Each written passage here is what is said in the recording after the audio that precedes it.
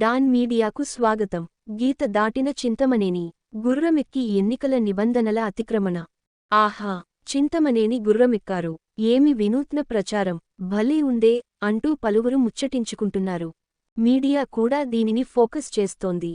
జంతువులను ఎన్నికల ప్రచారానికి ఉపయోగించకూడదన్న నిబంధన మరుగున పడిపోయింది. ఎన్నికల అధికారులు కూడా స్పందించినట్లు లేరు.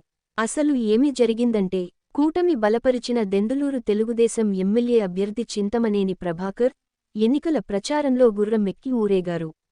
చూపరులకు కనువిందు చేశారు. మీడియాకు ఆసక్తిని రేకెత్తించే వార్తను ఇచ్చారు. ఎన్నికల ప్రచార బరిలో గుర్రంపై ఊరేగకూడదన్న నిబంధనను అందరూ మరిచారు. గుర్రాన్నే కాదు, ఏ జంతువును ఇలా వినియోగించకూడదని గతంలోనే ఎన్నికల కమిషను నియమం విధించింది.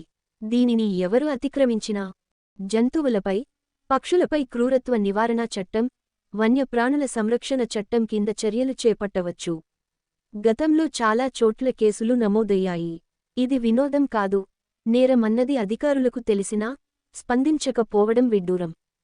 ఫిర్యాదు రాకపోయినా మీడియాలో వచ్చినందున అధికారులు తమంత తాముగా చర్యలు తీసుకోవచ్చు. విశ్వసనీయ వార్తల సమాహారమే మన డాన్ మీడియా. మరిన్ని వార్తల కోసం మన డాన్ మీడియా ఛానల్ను సబ్స్క్రైబ్ చేయండి. మరికొందరితో చేయించండి. ధన్యవాదములు.